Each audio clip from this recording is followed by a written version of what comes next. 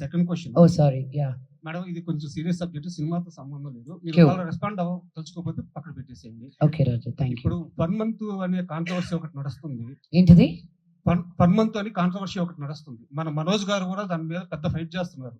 ఒక చిన్న పాపని అబ్యూజ్ చేసి, చైల్డ్ అబ్యూజ్, ట్రోలర్స్, రోస్టర్స్ అని చెప్పేసి పర్ మంత్ అని ఒక ఛానల్ వాళ్ళు, మన మనోజ్ గారు కూడా దాని మీద చాలా సీరియస్ గా ఫైట్ చేస్తున్నారు. అంటే మాకు తెలిసి మంచి ఫ్యామిలీ అంటే ఓన్లీ సినిమాలే కాదు, సొసైటీలో ఉన్న గుడ్ కూడా, వాళ్ళు గుడ్ కోసం ఫైట్ చేస్తారు, బ్యాడ్ ని అపోజ్ చేస్తారు. సో మీ తమ్ముడు, మా హీరో మనోజ్ గారు ఇలా మంచి విషయాలు ఇంత బాగా రెస్పాండ్ అవుతున్నారు. దీని మీద మీ కామెంట్, ఇలాంటి ట్రోల్స్ ని ఎలా ఆపాలి, సమాజాన్ని బ్యాడ్ చేసే వీళ్ళని ఎలా ఆపాలి, దీని మీద మీ అభిప్రాయం ఏంటి?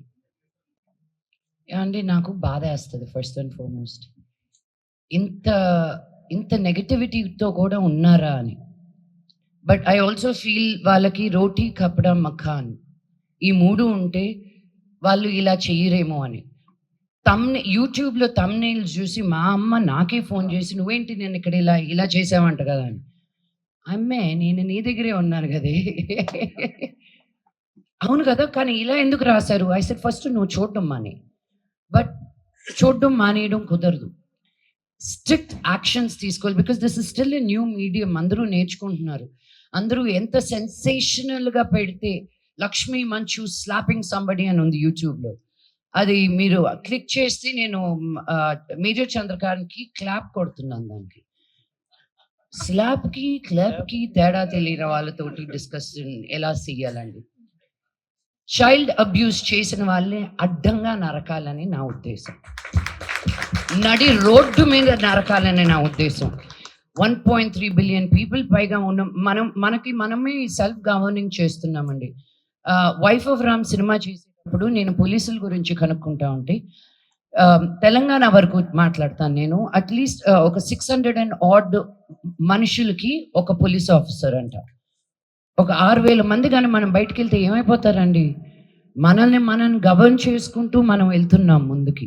సో ఇలా తప్పు చేసిన వాళ్ళు ఎవరో ఒకరు ఆవును తిన్నారనో, ఎవరో ఒకరు హిజాబ్ వేసుకున్నారనో, ఎవరో ఒకరు మతాన్ని కరెక్ట్ చేస్తున్నారనో అని బాధపడమాకండి. ఒక మనిషిని మనిషిగా చూడనప్పుడు నిందించాలని నేను అంటున్నాను. మా గురించి ఎందుకు ట్రోల్స్ వస్తాయి, ఎందుకు ఇవి వస్తాయంటే ఉన్నది ఉన్నట్టు మాట్లాడతాం కాబట్టి. మాకు పొలిటికల్గా ఉండడం రాదు. మా నాన్న ఎప్పుడు అన్నారు, ఏదైనా అన్యాయం జరుగుతుంటే ముందుకెళ్ళి ఫైట్ చేయండి అని. మమ్మల్ని చూసి ఇంకో 100 మంది వస్తారని. ఎవరో ఇంట్లో కూర్చొని అలా టైప్ కొట్టుకునే వాళ్ళ గురించి నేను ఆలోచించడం కరెక్ట్ కాదు. సో మనోజ్ ఏది చేసినా ఆలోచించి, ఎంత ఎమోషనల్గా ఇంపల్సివ్గా ఉన్నా కూడాను ముందుకొచ్చి ఫైట్ చేస్తే ఒక ధైర్యం అని వస్తుంది నార్మల్ మనుషులకు కూడా. అందుకే నాకున్న ఈ ప్లాట్ఫామ్, ఈ వాయిస్ని నేను తక్కువ అంచనాగా చేయను. ఈరోజు 33 స్కూల్స్ ఓపెన్ చేసాం మేము యాదగిరిగుట్టలో. ఈ 2022 నుంచి ఇప్పటి వరకు 84 గవర్నమెంట్ స్కూల్స్లో స్మార్ట్ క్లాస్ రూమ్స్ పెట్టాం. అక్కడికి ఎందుకు వెళ్ళి పెడుతున్నారండి, ఇక్కడ పెడితే మీకు ఇంకా ఎక్కువ మీడియా కవరేజ్ ఉంటుంది కదా అని. నేను మీడియా కవరేజ్ గురించి ఆలోచిస్తే యాదగిరిగుట్ట దాకా నేను వెళ్ళి చెయ్యాలా? నాకు బలహీన వర్గాలకి హెల్ప్ చేయాలంటే నాకు ఇష్టం. మా నాన్నకి నాకు ఒకటి తేడా, ఆయన గవర్నమెంట్ స్కూల్కి వెళ్ళారు, నేను ప్రైవేట్ స్కూల్కి వెళ్ళాను.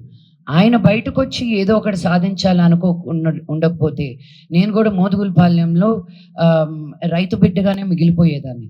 అది తక్కువ అనట్లేదు నేను, కానీ అందరికీ ఒక ఆపర్చునిటీ ఉండాలి అన్న ఉద్దేశంతో నేను గవర్నమెంట్ స్కూల్ పిల్లలతోటి పనిచేస్తున్నాను. ఊరుని బాగు చేయనక్కర్లే, ఒక బడిని బాగు చేస్తే చాలు, వాళ్ళే ఊరుని బాగు చేస్తారన్న నమ్మకం నాకు.